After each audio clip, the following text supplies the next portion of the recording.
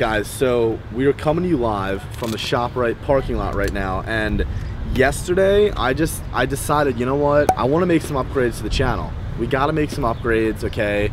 I tragically lost my really nice drone, like, what was it, a few weeks ago when we were at Dave's house, which if you guys saw a few episodes ago, I talked about it. I told you guys what happened. The drone just flew away on me, and really I stood no chance. It was just gone. So I went and picked up the Mavic Platinum yesterday, which is a really, really good drone, really good quality. The drone that I was currently using that Dave let me borrow, it like wouldn't really connect to GPS, wasn't really working right, so I said, you know what, fuck it.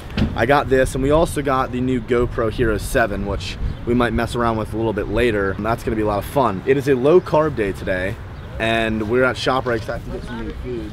Some new foods because there's a few different things that are on my diet today. I'll bring you guys through a low carb day. Maybe the next video we'll do that. Essentially, I only have carbs pre and post workout, and not that many, so it's kind of tragic, but that's why we're at ShopRite right now. So we're gonna head in there, but I want you guys to show some love to the new drone. Okay, we're gonna get some footage right now, and it's not gonna be the prettiest footage you've ever seen. It's really not, I'm gonna be honest. I'm upfront about it, okay? So show some love to her. It's her first flight. I'm about to try to connect it right now. Hopefully I don't lose it, because I would cry, so.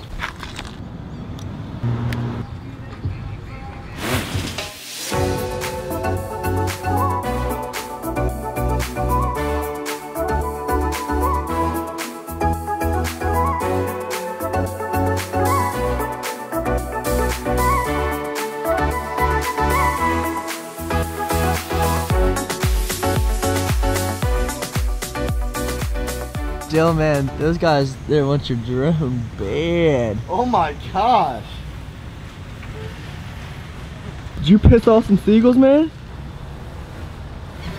All right, guys, our first flight was cut a little short.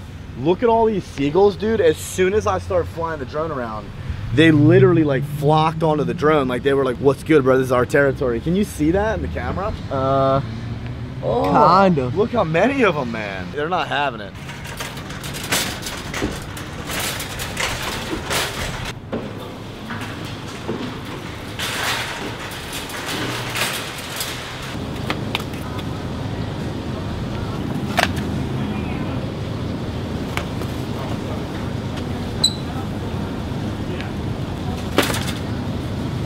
Alright guys, so I'm gonna grab some limes and some cilantro right now because I actually saw one of my friends on Instagram spicing up the rice with some lime juice and some cilantro. So I'm gonna start doing that for all my white rice meals. I feel like it'll just make it taste a lot better, a lot less plain and bland, especially when you can't put butter in your rice. So we're gonna try it out and let you guys know how that tastes. What did I just say? Cilantro. Cilantro, I just forgot. Damn it. Some parsley. Get you some parsley, boy. Is there cilantro down here? Dude, smell that. Smell that, guys. Oh, it's good. Fresh. That's how you gotta test it. You test it at the store. Jeez.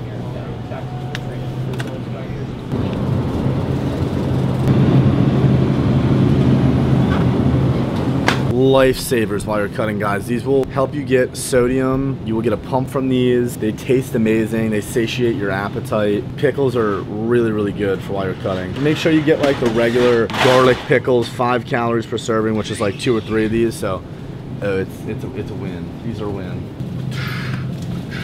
You're not allowed to get toaster strudels if you're living at my apartment, dude. And I'm cutting right now. No. Keep walking. Keep walking. We don't even have a toaster. I don't care. I would literally do anything to be able to eat this right here. Alright guys, we're pulling up on the hot sauce aisle, which is my favorite aisle. I can never leave the grocery store without getting a new 0-calorie sauce, but Cornelius and I were just talking about the 10K challenge. You guys know I've never succeeded in it, but I feel how easily and quickly I ate that burger the other day at Red Robin. I truly feel I could hit a 10K right now due to the fact that I could have had 3 of those burger and fry combos, like, which would have been 6,000 calories in under 30 minutes. So after the prep is over, guys, at the end of August, we are doing a 10K. I'm gonna complete it. Alright guys, so I am pretty much an expert at cooking steaks, so when we go home, I'm gonna cook Cornelius a steak. You know you'll be honest. Yeah. He's gonna be honest, so I'm gonna cook him a steak. He's gonna taste test it for you guys, but we're gonna try to pick out a steak for him. And I'll show you guys what steak we end up getting. You gotta choose your steaks wisely. We're going through the steaks. Usually, guys, New York strips are, in my opinion, usually gonna be the best because a ribeye has a lot of fat in it, and then you have your filet mignon, which has pretty much like a lot less fat in it, so it's not gonna be as tasty in my opinion. I like New York strip because it's like right around in the middle. Unfortunately, I can't eat it though. Cornelius gets to eat it though. Yeah. This one right here. This is your guy. Yeah. This is what we're picking up for corn. Oh yeah. Big old juicy New York strip.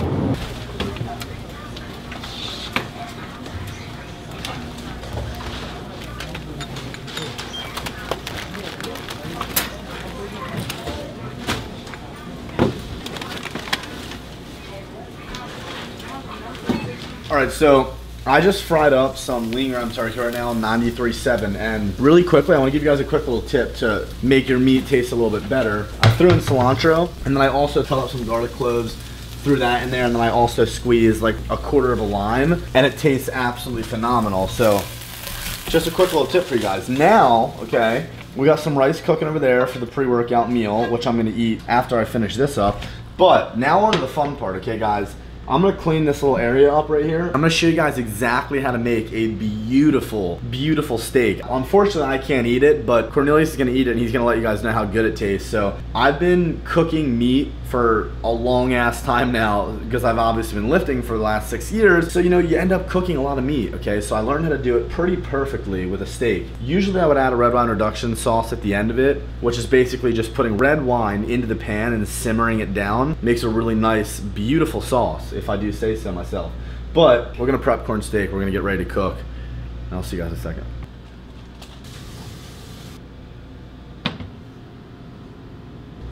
All right, guys, so we're gonna go through step by step on how to make a steak the correct way.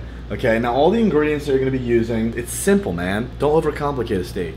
Black pepper, salt of whatever type of salt you want, butter, thyme. We have garlic cloves.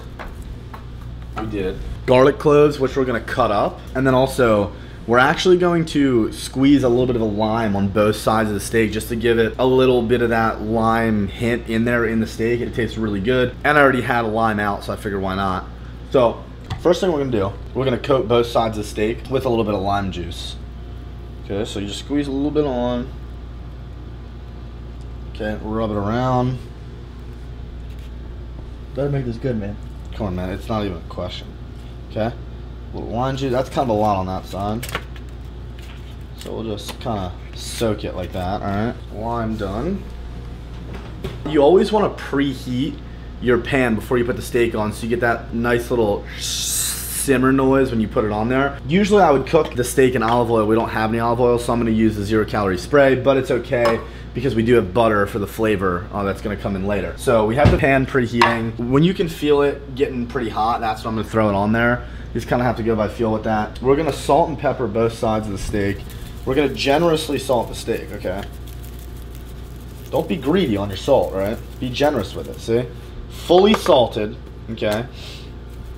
A little pepper, no, you don't need too much pepper, all right? Flipper, same thing. Salt her up. Guys, I really want you to try this, I'm telling you right now.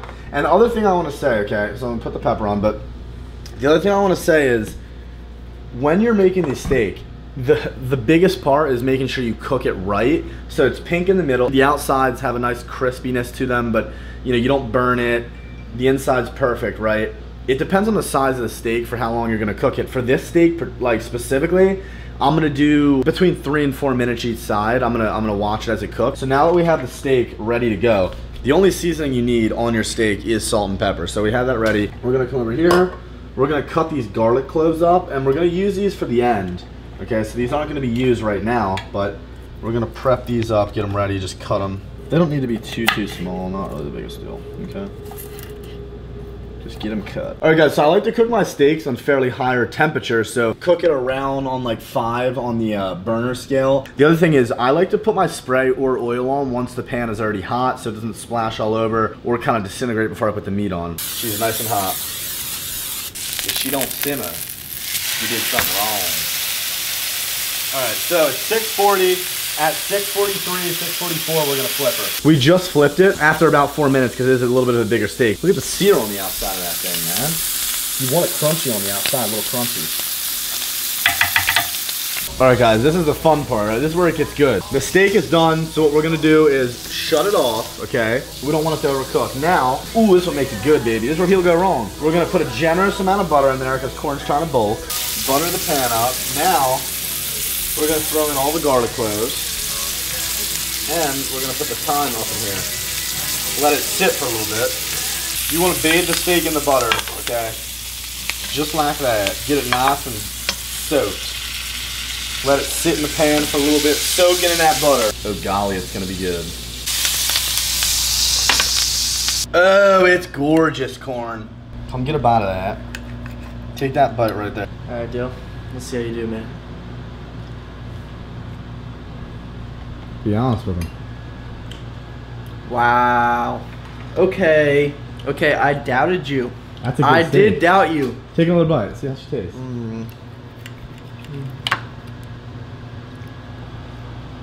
That's a 10 out of 10, man. That, folks, is how you make a steak. That's a 10 out of 10, man. All right, guys. So this workout that Cornelius and I are about to do is powered by the Power Effect. So this is a Power Effect pull day that we're going to be doing. Now, Cornelius and I are not going to be doing the deadlifts. So we're taking the deadlifts out and we're switching them out for assisted pull-ups instead, just because, like I've kind of already told you guys a few times, personally, I don't want to be doing deadlifts too frequently because it can kind of take away from the hypertrophy portion of the back workout, and I've already built that deadlift thickness over the years. So we're gonna jump into this pull workout. We're gonna have a really fucking good workout. Headphones on. We only have about an hour to train till the gym closes, so we're gonna kill it, and we'll see you guys after the workout.